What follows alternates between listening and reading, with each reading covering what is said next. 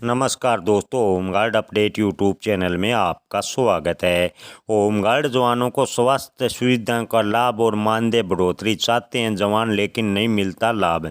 जी हाँ दोस्तों, आपको बता दें कि पुलिस बल के साथ कंधे से कंधा मिलाकर खड़े रहने वाले होमगार्ड जवानों की स्थिति बेहद दयनीय है। चाहे सर्दी हो या गर्मी, बारिश हो या धूप, ये होमगार्ड जवान हर मौसम में अपनी जिम्मेदारी निभाते हैं।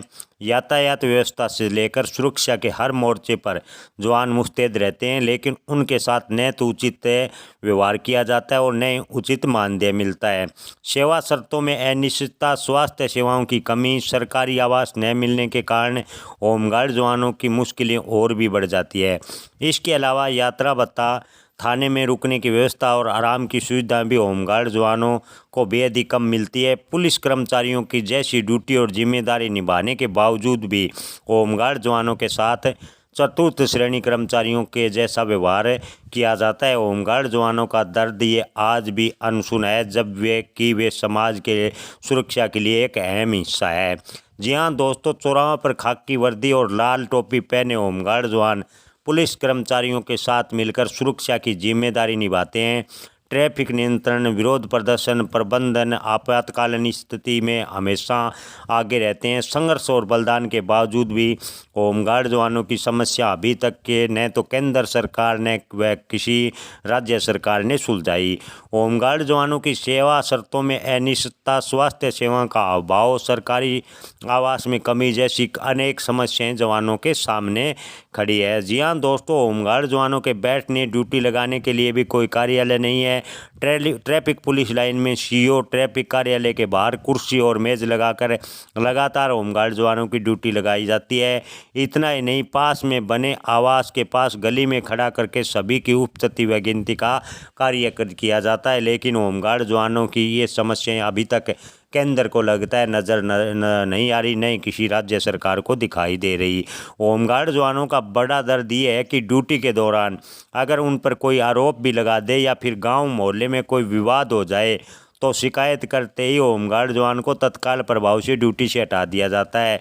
होमगार्ड जवानों की शिकायत होती है कि कम से कम उनकी जांच कर ली जाए, लेकिन उनकी जांच तक सरकारें मुनासिब नहीं समझती। अगर उनकी गलती मिले तो ड्यूटी से होमगार्ड जवानों को हटाया जाए, लेकिन इसका फ़ायदा उठाकर लोग होमगार्ड जवानों की शिकायत कर उन्हें लगातार परेशान करते रहते हैं। लेकिन ऐसे मामलों में कठोर कार्रवाई न किसी राज्य सरकार और न केंद्र सरकार के द्वारा देखने को मिलती है। होमगार्ड जवानों को कुछ वर्षों में काफ़ी महंगाई बढ़ी है, लेकिन उनके वेतन में सरकार ने कोई बढ़ोतरी या बड़ी बढ़ोतरी नहीं की। हालांकि कुछ राज्य सरकारों ने थोड़े बहुत वेतन को बढ़ाया है। होमगार्ड जवानों के परिवार का पालन पोषण करना मुश्किल हो रहा है। दिन भर सरकारी विभागों में ड्यूटी करते हैं, इस वजह से अपने खेतों में मजदूरी से काम कराना पड़ता है। होमगार्ड जवानों की स्थिति लगातार दयनीय बनती जा रही है। दोहरा रवैया अपनाया जाता है होमगार्ड जवानों के साथ।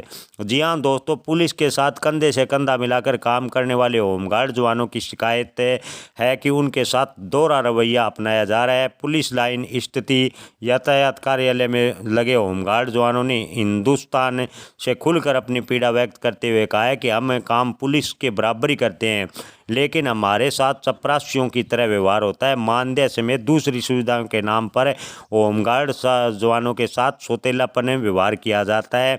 आर्थिक तंगी से होमगार्ड जवान जूझ रहे हैं। उनके सामने परिवार के पालने का संकट है।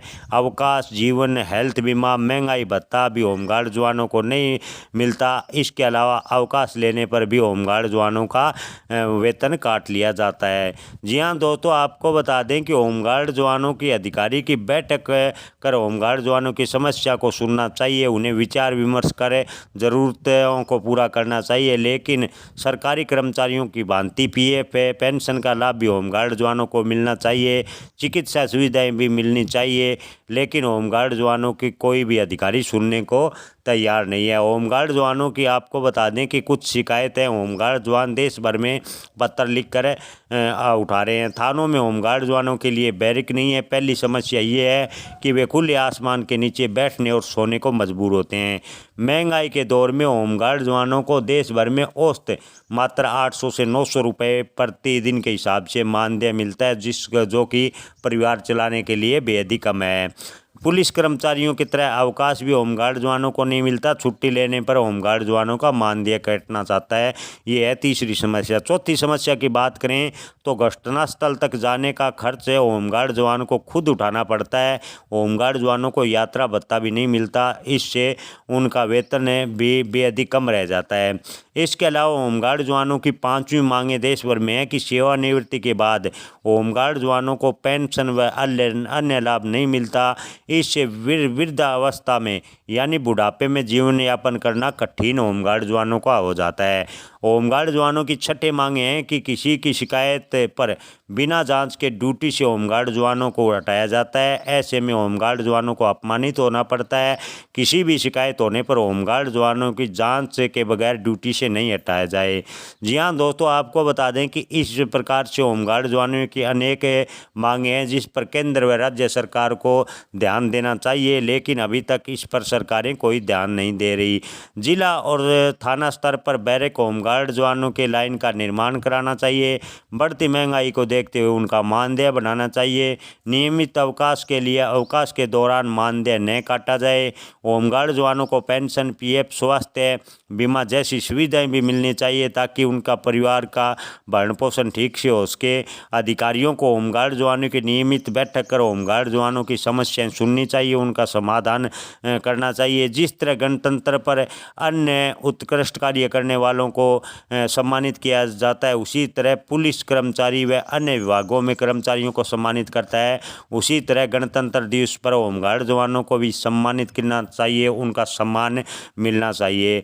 जी हाँ दोस्तों, आपको बता दें कि इस प्रकार की होमगार्ड जवानों के सामने अनेक समस्याएं हैं, लेकिन लगता है केंद्र सरकार व राज्य सरकारों का इस ओर ध्यान नहीं है। दोस्तों, आप इस पर क्या राय रखते हैं? कमेंट में राय जरूर बताएं। धन्यवाद।